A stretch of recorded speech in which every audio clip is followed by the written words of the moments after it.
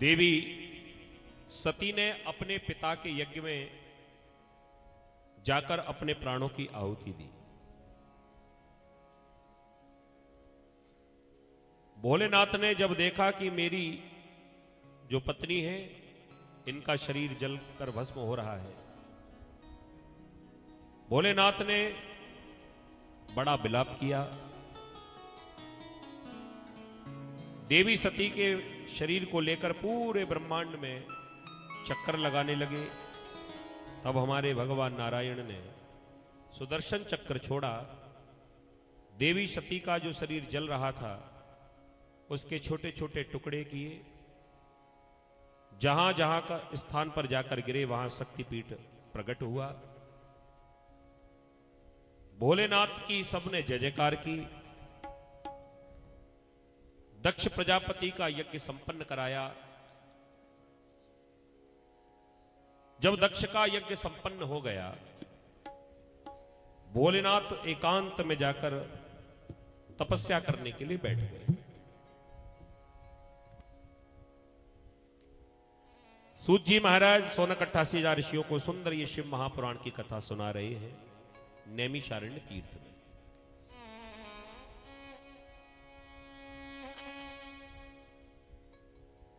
भोलेनाथ ने आज देवी सती का जो अहंकार था, क्योंकि दक्ष की बेटी है और हम कल ही बता चुके हैं कि दक्ष बड़ा चतुर था, और ये चतुराई जब बेटी के भीतर भी आई, माता पिता के गुण बच्चों में आते हैं।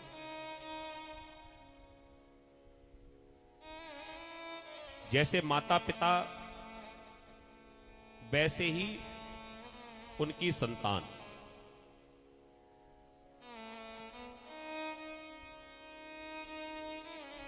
भोलेनाथ ने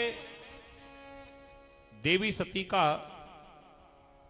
त्याग तो बहुत पहले ही कर दिया था, लेकिन यह शिव जी की ही लीला है। और शिव जी की कृपा से आज जब ये दक्ष का यज्ञ संपन्न हुआ, भोलेनाथ एकांत में जाकर भजन करने के लिए बैठ गए, ध्यान करने के लिए बैठ गए।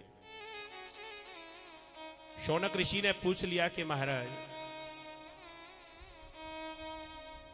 जब भोलेनाथ एकांत में जाकर बैठे और देवी सती का जब शरीर भस्म हो गया, तो फिर आगे क्या हुआ?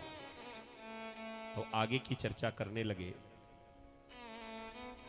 ये देवी सती अगले जन्म में राजा हिमांचल के यहां पर पार्वती बनकर आई। और कैसा संयोग है, पहले सती के पिता जो दक्ष थे वो हमेशा मैं करते थे। मैं करते थे ना, मैं ये यज्ञ करा रहा हूं, मैं ये काम कर रहा हूं, मैं ये कर दूंगा, मैं शंकर को यज्ञ से बहिष्कृत कर दूंगा। हर चीज में मैं।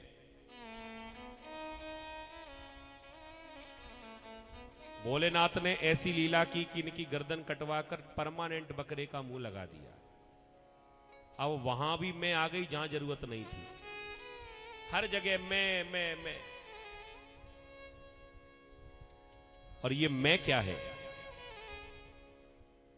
आध्यात्मिक रूप से देखा जाए ये तो कथा हमने समझ ली। भोलेनाथ का गण था वीरभद्र, उसने जाकर पूरे यज्ञ को तहस नहस कर दिया। गर्दन को खाड़ा गया, भोलेनाथ ने कृपा करके बकरे का सिर लगा दिया। ये तो कथा समझ ली, लेकिन हर कथा का एक आध्यात्मिक रूप भी होता है। आध्यात्मिक रूप क्या है? आध्यात्मिक रूप है भोलेनाथ ने इस दक्ष प्रजापति का जो अहंकार था उसको काट दिया। दुनिया में जो भी झगड़ा है ये सारा झगड़ा मैं का ही है। बड़े गौर से सुनना कथा प्रेमी। और जब तक ये मैं रहेगी,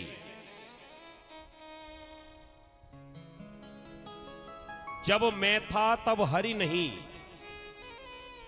जब मेरे भीतर मैं था ना कि मैं भी कुछ हूं, जब मैं था तब हरि नहीं, और जब हरि है मैं नाय, प्रेम गली अति सांकरी जामे दो ना समाए।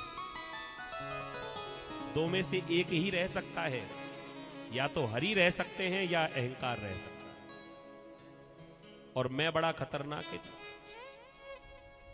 और अहंकार किसी का भी हो सकता है।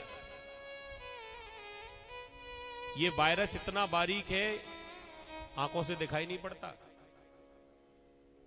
और ये लग भी जाता है। और इसकी वैक्सीन क्या है? इसकी वैक्सीन है भगवान की कथा। ये दक्ष की कथा सुन लेता है, ये दक्ष को वैक्सीन ही तो लगाया भगवान भोलेनाथ ने। मैं हमेशा को हटा दी। ये अहंकार किसी को भी हो सकता है। और आप देखिए, जहां भी कोई भी ग्रंथ, कोई भी कथा, शिव पुराण में ये कथा मैं की हम सुन रहे हैं, ये मैं करता था। भगवान भोलेनाथ के इष्ट प्रभु श्री राम जी रामचरितमानस में भी आप जो भी चर्चा देखेंगे, वहां भी मैं की कथा है। एक संत ने बहुत अच्छी बात कही है, 14 बरस राम वन को न जाते, पिता के वचन राम कैसे निभाते। राम तेरी रामायण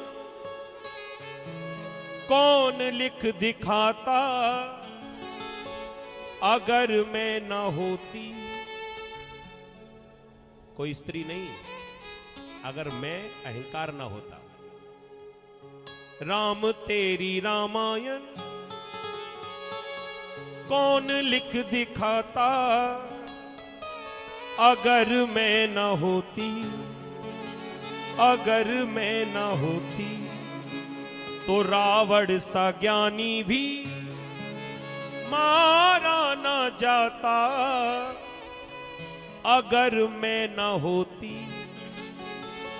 अगर मैं ना हो। केवल मैं का ही कारण। रावण जैसा ज्ञानी भी अहंकार के कारण मारा गया। 14 वर्ष के लिए राम जी भी जो गए ना, वो मैं के कारण। एक मैं ही तो थी। केकई ने भी विचार किया कि मैं भी रानी हूं। उस मंत्रा ने जाकर कान भर दिए कि तुम्हारी मैं बरकरार कैसे रहेगी, क्या करना है? कह दिया राम को वन में भेजो, अपने बेटे भरत को राजा बनाओ, तो तुम्हारी मैं हमेशा के लिए बनी रहेगी। और अगर कहीं राम राजा बन गए तो तुम्हारी मैं कहीं नहीं दिखाई पड़ी।